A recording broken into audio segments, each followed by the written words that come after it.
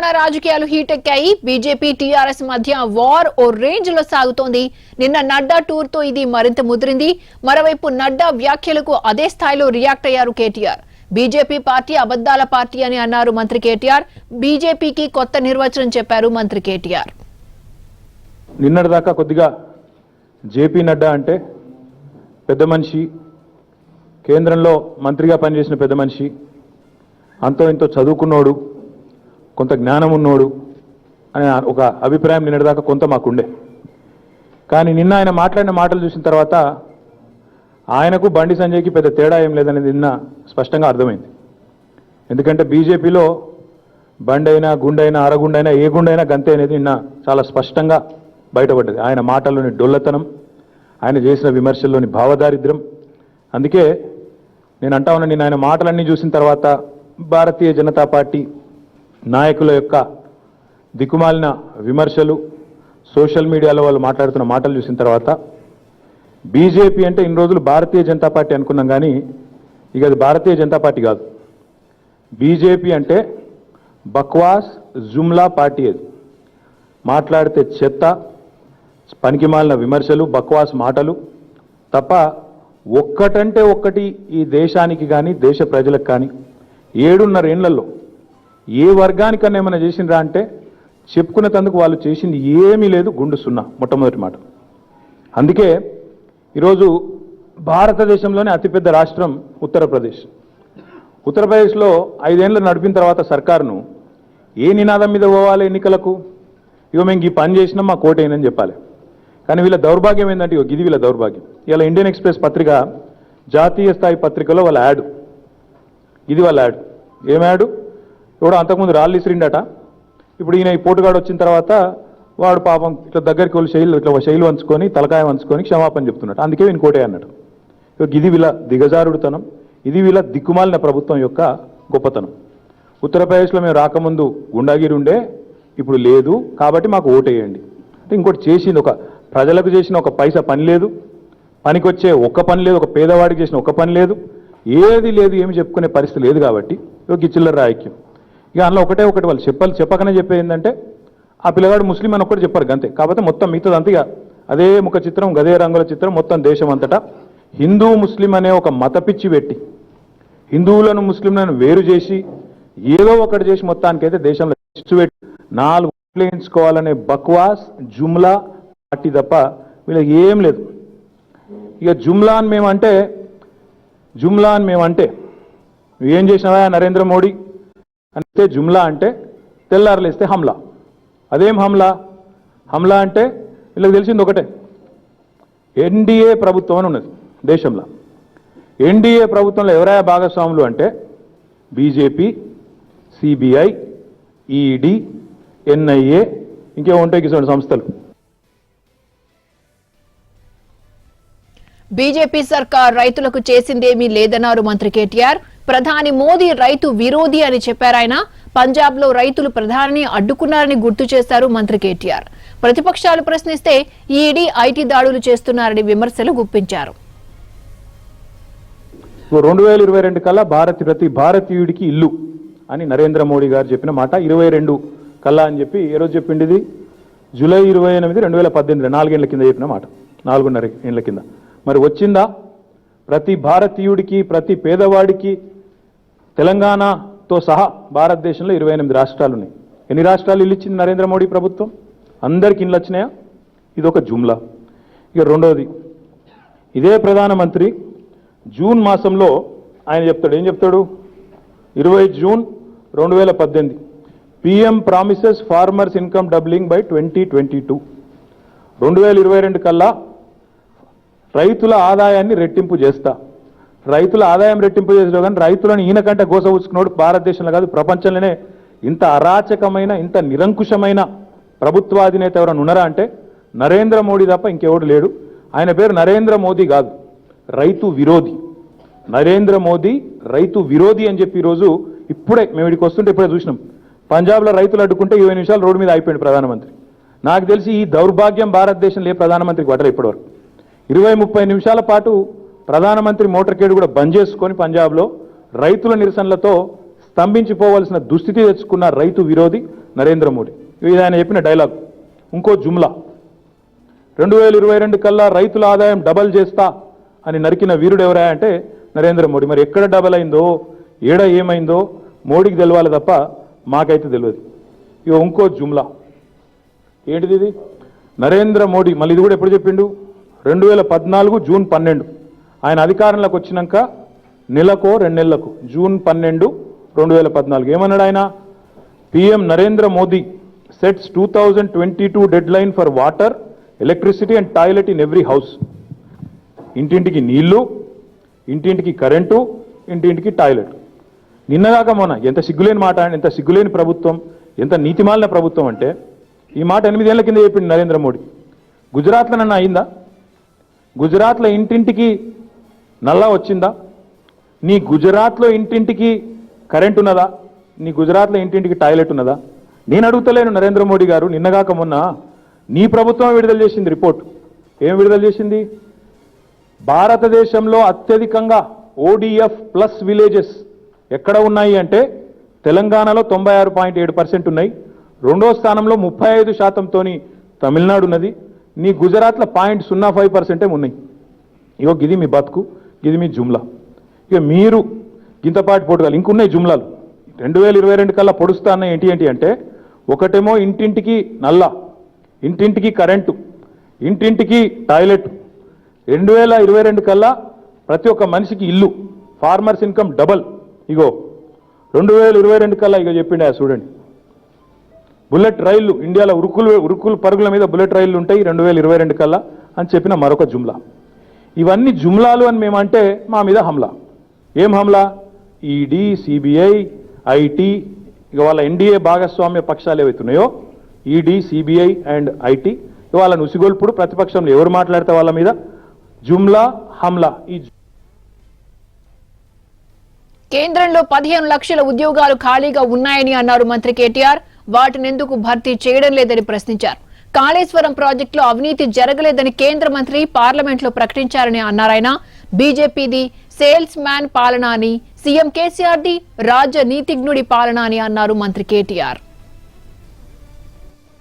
15 లక్షల ఉద్యోగాలు ఉన్నాయి కేంద్ర ప్రభుత్వంలో. 15 లక్షల ఉద్యోగ ఖాళీలున్నాయి కేంద్ర ప్రభుత్వంలో. అవి నింపరు. కొత్త జోనల్ వ్యవస్థకు ఆమోదమేమంటే నెలల తరబడి మమ్మల్ని సావగొడతారు. రాష్ట్రపతి దగ్గరనే దాస్తారు, కేంద్ర ప్రభుత్వ దగ్గర దాచుకుంటారు. మేము రాష్ట్ర ప్రభుత్వం నుంచి పంపిన ప్రతిపాదన కానీ మళ్ళీ ఇక్కడ దీక్షలేమో ముప్పు తిప్పల అక్కడ పెడతారు. మేము జోనల్ విధానం కావాలి కొత్తదని చెప్పి ఇక్కడ రాష్ట్ర ప్రభుత్వం అన్ని రకాల కార్యక్రమాలు సక్రమంగా చేసి పంపిస్తే దానికి ఆమోద ముద్ర వేయరు. ఇక్కడేమో నోటిఫికేషన్లు కావాలని దొంగ దీక్షలు, చిల్లర మాటలు. దయచేసి నేను మిత్రులందరికీ ఒకటే విజ్ఞప్తి చేస్తా ఉన్నా. ఇవాళ అందుకే నేను ఆ జేపీ నడ్డా ఆయన మాట్లాడిన తర్వాత నాకైతే ఒకటే అనిపించింది. జేపీ నడ్డా నువ్వు పెద్ద అబద్ధాల అడ్డా, మొదలు మిషన్. రెండోది నీ కేర్ ఆఫ్ ఎర్రగడ్డనే, వేరే అక్కడిక్కడ కాదు. 100% నువ్వు ఎర్రగడ్డ కోవాల్సిన మనిషివి. తప్పిదారి ఇటు వచ్చిన బిడ్డ నువ్వు. ఎందుకంటే ఆయన మాట్లాడతాడు కాళేశ్వరం ప్రాజెక్టు ఏటీఎం అయిపోయింది కేసీఆర్కు అని చిల్లర మాట. మరి నేను అడుగుతున్నా, ఇంకా ఆయన ఆమోడే అంటాడు మీదికెళ్ళి ఏమని? కేसीआर मेंटल बैलेंस खो गए, केसीआर का मेंटल बैलेंस खो गया। नड्डा जी मैं पूछना चाहता हूं आपसे, किसका मेंटल बैलेंस बिगड़ गया? बताओ, जरा सोच के बताओ। आपके मंत्री साहब अभी हाल ही में जो पार्लियामेंट सेशन हुआ उसमें आप ही के मंत्री हैं, विश्वेश्वर तुडू उनका नाम है, मिनिस्टर ऑफ स्टेट जल वाटर रिसोर्सेस मिनिस्टर। क्या जवाब दिया उन्होंने? రేవంత్ రెడ్డి అని ఇక్కడ సన్నాసునుడు వాడు క్వశ్చన్ అడిగిండు పార్లమెంట్లో. తెలంగాణకు వనుకొచ్చేది అడగడు కానీ పనికిమాలిన క్వశ్చన్లు మాత్రం ఫస్ట్ ఉంటాడు. వాడు అడిగిండు, ఏమని అడిగిండు? ఇలా ఏమైనా బాగా కరప్షన్ అయిందా, లక్షల కోట్లు దోసుకున్నాడా కేసీఆర్ అని చెప్పి. ఇగో నాది కాదు కథ, ఇది పార్లమెంటులో ఈ నడ్డా గారు మాట్లాడుతున్న ప్రభుత్వం ఏదైతున్నదో, ఆయన పార్టీ ఏదైతున్నదో వాళ్ళ మంత్రి అంటే కూడా ఇచ్చిండి సమాధానం. ఏమిస్తాడు? గవర్నమెంట్ ఆఫ్ తెలంగాణ వాళ్ళ సొంత రిసోర్సెస్తో కట్టిండ్రు. There are no instances of corruption that have come to the notice in these projects. मैं నేను అడుగుతున్నా నడ్డా, मेंटल बैलेंस किसका बिगड़ गया? आपका बिगड़ गया कि आपका मंत्री क्या नाम है उसका विश्वेश्वर तुडू का बिगड़ गया? आप सोच लो, बता लो. నీకన్నా తప్పిండాలి, వానికన్నా తప్పిండాలి.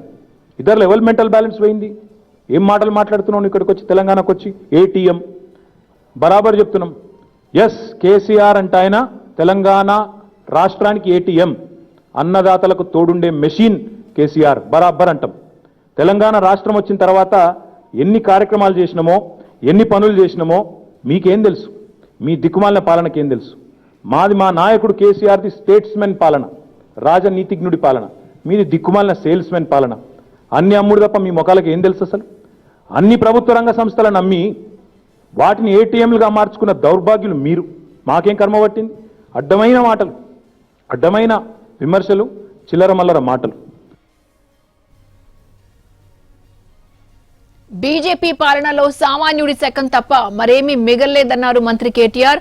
డీజిల్ రేటు 50 రూపాయలు పెరిగిందన్నారు. సామాన్యుడిని నాశనం చేసి కార్పొరేట్ వ్యక్తులను బాగుపరుస్తున్నారని విమర్శించారు మంత్రి కేటీఆర్. తమ ప్రభుత్వ విధానాలనే బీజేపీ ఎన్నికల నినాదాలుగా మార్చుకుంటున్నారని మండిపడ్డారు. సబ్కా సాత్ అటవంది, సబ్కా సాత్ సబ్కా వికాస్ అట. నేను అడుగుతున్నా, దేశంలో ఎక్కడైనా చూపెడుతుప్పా వికాస్? మీ దిక్కుమాలిన పాలనలో సబ్కా సాత్ సబ్కా వికాస్ కాదు, సబ్కా సాత్ సబ్కా వినాష్. 7.5 ఏళ్లలో మీరు చేసింది ఏంటంటే సబ్కో సత్యనాశ్, సబ్కో బర్బాద్ ఆప్కి సర్కార్నే కియా. ఎక్కడి నుంచి ఎక్కడి దాకా మీరు చేసింది?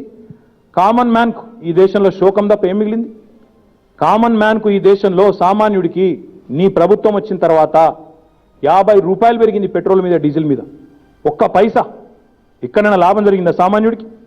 సామాన్యుడికి కామన్ మ్యాన్కేమో శోకం, కార్పొరేట్లకేమో కనకాభిషేకం. ఇక ఆ కార్పొరేట్ లెవెల్లో నాకంటే బాగా మీకే తెలుసు ఎవరెవరు బాగుపడ్డరు, ఎవరెవరు పరారైనరు, వీళ్ళ గొప్ప పాలనలో ఏం ఉద్ధరించిండ్రు, ఇవన్నీ కూడా మీకు తెలుసు. బాగా మీ 7.5 ఏళ్ల పాలన గురించి అందరికీ తెలుసు.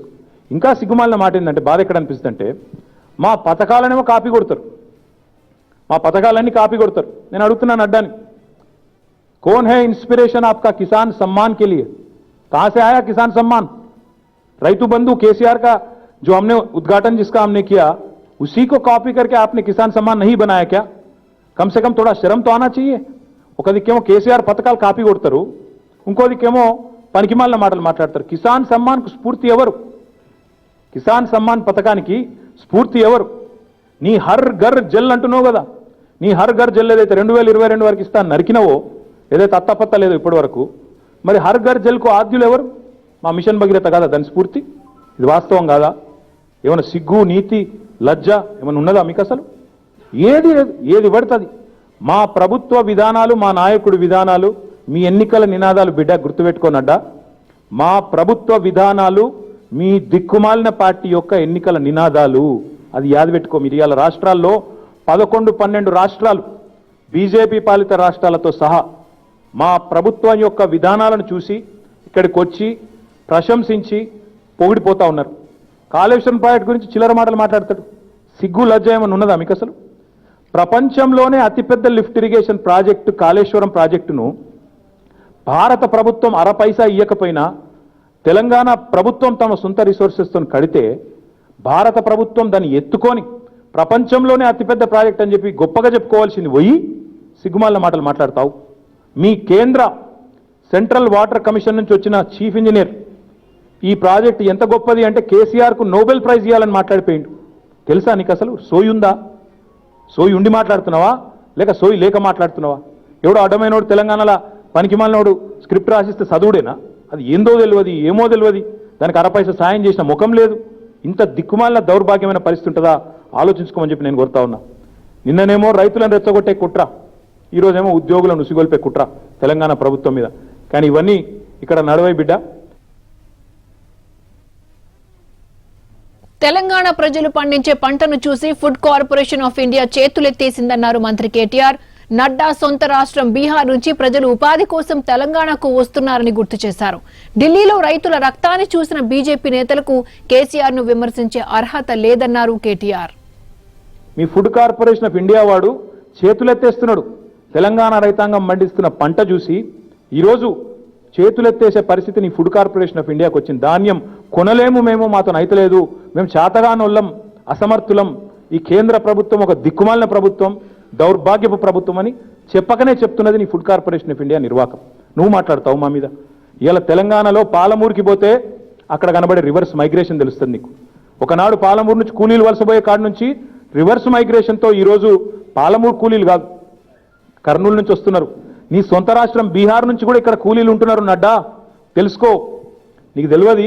ఇక్కడ హమాలీలు, మా దగ్గర పనిచేసే హమాలీలు నీ ఉత్తరప్రదేశ్ నుంచి, నీ బీహార్ నుంచి, మీ దిక్కుమాలిన పరిపాలనలో అక్కడ ఉపాధి లేదు కాబట్టి అక్కడి నుంచి పొట్ట చేత పట్టుకొని ఇక్కడికి వస్తే వాళ్ళను కూడా కడుపులో పెట్టుకొని చూసుకున్నది కరోనా టైంలో మా ప్రభుత్వం, మా నాయకుడు కేసీఆర్ అనే మాట నేను గుర్తు చేస్తా ఉన్నా. అదేవిధంగా నీకు రివర్స్ మైగ్రేషన్ తెలియదు, కాళేశ్వరంలో రివర్స్ పంపింగ్ తెలియదు, కరువు ప్రాంతాలను బ్రహ్మాండంగా మార్చడం తెలియదు, నీకు ఏది తెలియదు. మీకు నీతి ఆయోగ్కున్న నీతి కూడా మీకు లేదు. దాంతోపాటు ఇక ఇంకా గమ్మత్ ఏంటంటే మాకు గమ్మత్ అనిపించింది, ప్రజాస్వామ్యం గురించి వీళ్ళు మాట్లాడతారు.